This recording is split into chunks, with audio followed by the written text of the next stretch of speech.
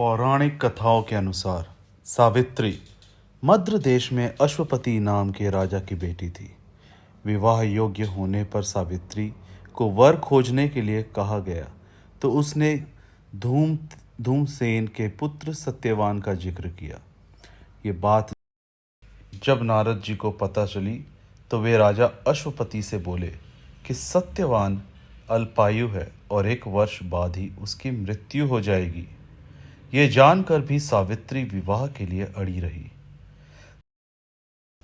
सावित्री के सत्यवान से विवाह के पश्चात सावित्री सास ससुर और पति की सेवा में लगी रही। नारद जी ने मृत्यु का जो दिन बताया था उस दिन सावित्री भी सत्यवान के साथ वन में चली गई। वन में सत्यवान जैसे ही पेड़ पर चढ़ने लगा उसके सिर में असहनीय दर्द शुरू हो गया। वो सावित्री की गोद में अपना सिर रखकर लेट गया। कुछ देर बाद सावित्री ने देखा यमराज अनेक दूतों के साथ वहां पहुंचे और वे सत्यवान के अंगुप्रमाण जीव को लेकर दक्षिण दिशा की ओर चल दिए। सावित्री को अपने पीछे आते देख यमराज ने कहा, हे पतिपरायणे, जहां तक मनुष्य साथ दे सकता है तुमने अपनी पति का साथ दे दिया, अब तुम लौट जाओ। सावित्री ने कहा, जहाँ तक मेरे पति जाएंगे वहाँ तक मुझे जाना चाहिए, ये मेरा पत्नी धर्म है। यमराज ने सावित्री की वाणी सुनकर वर मांगने को कहा। सावित्री ने कहा, मेरे सास ससुर अंधे हैं, उन्हें नेत्र ज्योति दे।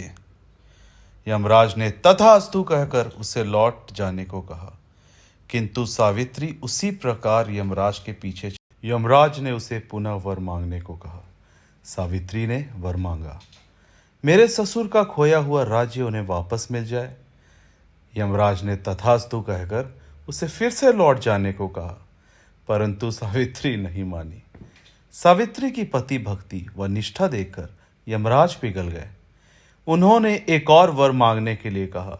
तब सावित्री ने वर मांगा, मैं सत्यवान के पुत्रों की मां बनना चाहती हूं। प्रभु, कृपा कर आप मुझे ये वरदान दे।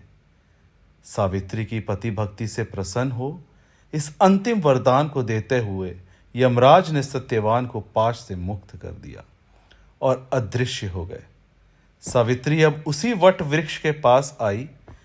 वट वृक्ष के नीचे पड़े सत्यवान के मृत शरीर में जीव का संचार हुआ और वह उठकर बैठ गया। सत्यवान के माता पिता की आंखें ठीक हो गई और उन्हें उनका खोया हुआ राज्य वापस मिल गया।